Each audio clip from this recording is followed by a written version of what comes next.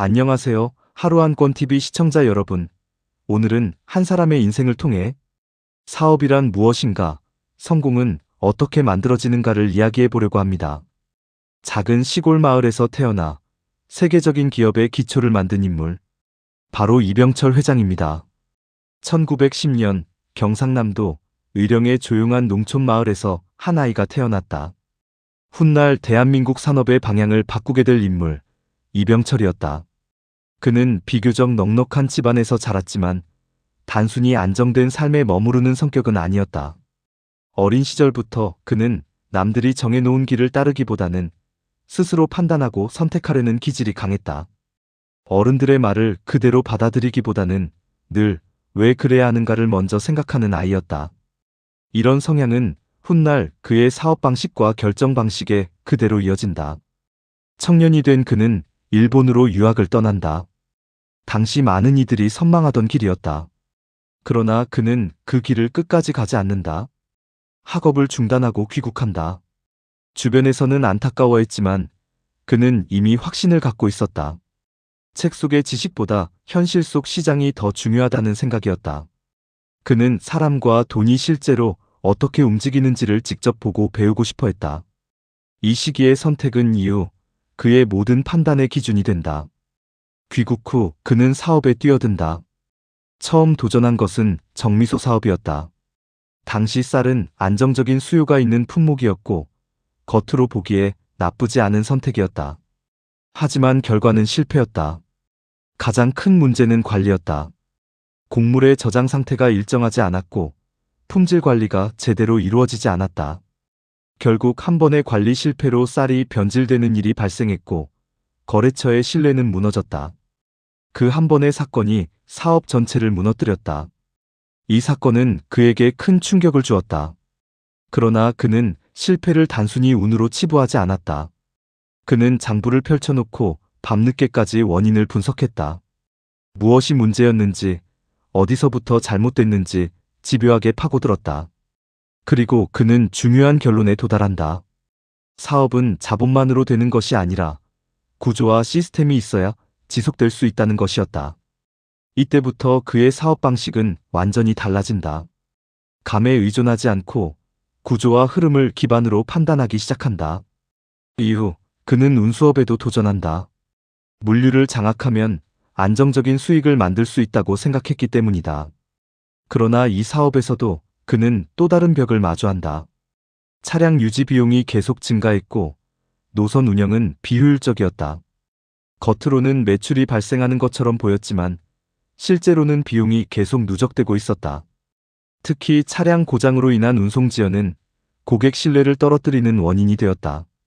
이 경험을 통해 그는 또 하나를 깨닫는다. 눈에 보이는 매출보다 보이지 않는 비용이 더 위험하다는 사실이었다. 이후 그는 항상 비용 구조를 먼저 점검하는 경영자가 된다. 1938년 그는 대구에서 작은 상회를 시작한다. 이름은 삼성상회였다. 규모는 작았지만 방향은 명확했다. 그는 단순히 물건을 사고 파는 것이 아니라 시장의 흐름을 읽고 있었다. 쌀과 건어물, 국수 등을 취급하며 중국과 만주로 수출하는 사업을 진행했다. 그는 매일 시장을 돌아다니며 가격 변화를 기록했고 상인들과 대화를 나누며 정보를 수집했다. 어느 날은 특정 품목의 수요가 급격히 늘어날 조짐을 미리 포착하고 물량을 확보해 큰 수익을 올리기도 했다. 이 경험은 그에게 확신을 심어주었다. 시장에서 중요한 것은 단순한 자본이 아니라 정보와 타이밍이라는 것이었다. 그러나 그의 인생은 또 한 번 큰 시련을 맞는다. 한국전쟁이 발발하면서 사업 기반은 거의 무너진다. 많은 기업가들이 이 시기에 무너졌고 다시 일어나는 것은 쉽지 않았다. 하지만 그는 포기하지 않았다. 부산으로 내려가 다시 시작할 준비를 한다. 이 시기 그는 중요한 결정을 내린다. 유통만으로는 안정적인 성장을 만들 수 없다는 판단 아래 직접 생산하는 제조업으로 방향을 바꾼 것이다. 그는 제1제당을 설립하며 식품 산업에 뛰어든다. 당시 설탕은 대부분 수입에 의존하고 있었고 그는 이를 국산화할 수 있다고 판단했다. 공장을 세우는 과정은 쉽지 않았다. 설비는 부족했고 기술도 부족했다. 자금 압박도 컸다. 한 번은 설비 문제로 공장이 멈추는 일이 발생한다. 생산이 중단되고 직원들은 당황했다. 그때 그는 직접 현장으로 내려가 기술자들과 함께 문제를 해결한다. 밤을 새우며 원인을 찾고 해결책을 마련했다. 이 경험은 직원들에게 깊은 인상을 남겼다. 그는 단순히 지시하는 사람이 아니라 함께 문제를 해결하는 경영자였다. 이후 그는 제1모직을 설립하며 섬유 산업에도 진출한다. 하지만 초기 제품의 품질은 기대에 미치지 못했다. 이미 많은 자금이 투입된 상황이었지만 그는 과감하게 전량 폐기를 결정한다. 주변에서는 손실이 너무 크다며 반대했지만 그는 단호했다. 품질이 떨어지는 제품을 시장에 내놓으면 결국 더 큰 신뢰를 잃게 된다고 판단했기 때문이다. 이 결정은 삼성의 품질 중심 경영의 출발점이 된다. 그는 인재를 매우 중요하게 생각했다. 면접에서는 학벌보다 태도와 사고방식을 중요하게 봤다. 그는 직원들에게 끊임없이 질문을 던졌다. 왜 그렇게 생각하는지, 다른 방법은 없는지 묻고 또 물었다. 그는 단순히 지시를 따르는 사람이 아니라 스스로 생각하는 사람을 원했다. 이러한 문화는 조직 전체의 수준을 끌어올리는데 큰 역할을 했다. 그의 완벽주의는 유명했다. 공장을 방문하면 생산 라인뿐 아니라 청결 상태까지 직접 확인했고 작은 문제도 그냥 넘어가지 않았다. 그는 알고 있었다. 작은 문제가 쌓이면 결국 큰 문제로 이어진다는 사실을. 한 번은 제품 포장 상태가 마음에 들지 않는다며 전면 개선을 지시했다. 직원이 이 정도면 괜찮다고 말했지만 그는 고객은 우리가 생각하는 것보다 훨씬 더 많은 것을 본다고 답했다. 그리고 1980년대 그는 인생에서 가장 큰 결정을 내린다. 반도체 사업에 뛰어든 것이다. 당시 한국은 기술적으로 뒤처져 있었고 투자 규모도 막대했다. 내부에서도 반대가 많았다. 실패할 경우 기업 전체가 흔들릴 수 있는 상황이었다.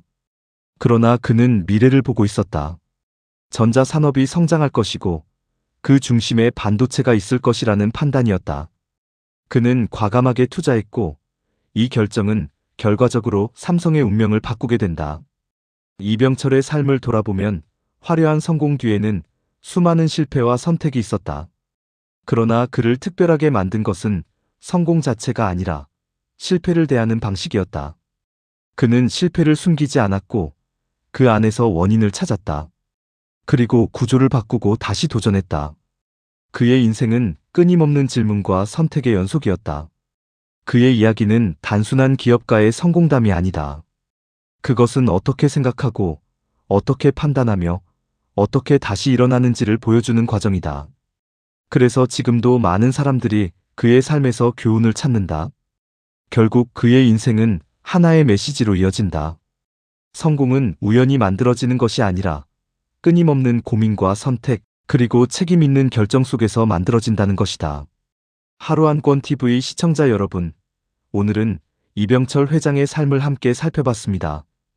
그의 인생은 단순한 성공 스토리가 아니었습니다. 수많은 실패 속에서도 멈추지 않았고 감이 아니라 구조로 판단하며 누구보다 냉정하게 선택을 이어갔던 한 사람의 이야기였습니다. 결국 우리에게 남는 질문은 하나입니다. 나는 어떤 선택을 하고 있는가? 지금 이 순간에도 우리는 크고 작은 결정을 반복하며 살아가고 있습니다. 그리고 그 선택들이 쌓여 결국 우리의 인생을 만들어갑니다. 이병철 회장이 특별했던 이유는 단 하나였습니다.